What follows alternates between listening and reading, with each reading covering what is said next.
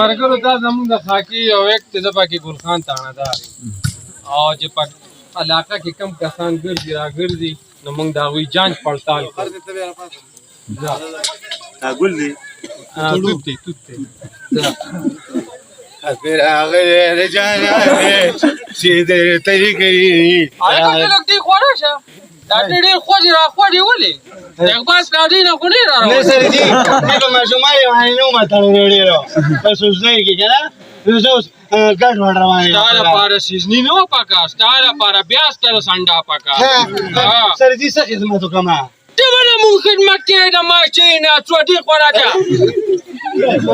سره دي ما څه چل کړی دی چلونه خو مونږ کړي دي هلکه ته د هلک تلاشي یې کوله ته ټوپه ورسره نه یې هلکه د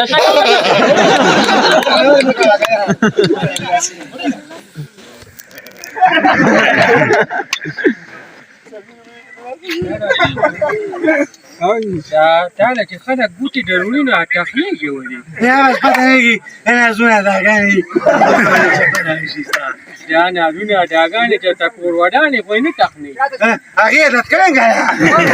په شرمونو شرمې کې ګل خان کاناډا تا ته مخې ته ولاړ یو ته دا بکواس کوې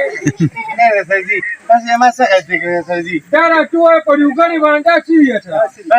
سرزي دا خو ته یم ځنګل ته هغه سرکاري ځنګل دی هغه اګرا کې چې وي بس هلته ته یم ها نو دا څه دي دا توتړو توتړو ما ته وایي هلکه په شرمونو مې شرموي دا چاته وي چا ته ویل سرزي تاسو راته پوښتنه کوئ دا څه چې دا توتړو ما ته وایي توتړو نو لکه تا ته زه توتړو که توتړو خو دا بیا پوزه ته ورته سرزي زما ناوخته دی تا توتړو ولې درته ووایې چا ته ما ته وایه که ده ته وایې پیمان جیجي تا راته پوښتنه کوې څه کې ما توتړو هلکه چې اورېدلي خو نه دي ګورې هسې مې چې په علاقه کې مې ډېر غټ نوم دی ګل خان تاڼهدار تا ته پته ده چې ګورې مرغۍ هم په هوا نشي تللی چام دې اورېدلې لاوه زما زه خو مرغۍ نه یم سرزي لرمه ودرېږه ودرېږه دا شل مې وي له کوم ځای نه را روان کړې پته نه لګي چا ته وایي چې توتړو پیمان جیجي تا راته پوښتنه کوې څه کې ما توتړو ده ته وایه ده ته ووایه څه شي دی دا دي توتړو چاته وي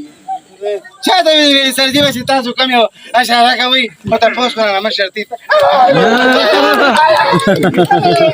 دا راته ووایه اټولې څه شو هغه د پټرۍ چا دی چې السلام علیکم جی وعلیکم سلام دا راته وایي سرجي زما د واره څه چل کړی چې ته دا واره خو ډېر غټ ټوټه وګوره سینه ماشوم دی نه نو خیر د څه چل کړی ما ته ووایه که نه څه چل څه چل یې کړي دي ظالمه غټ پټه سراټه وایي ټوټه وه اتل لټ غوټه ګلونه لګېدلي ما ته وایي توتړو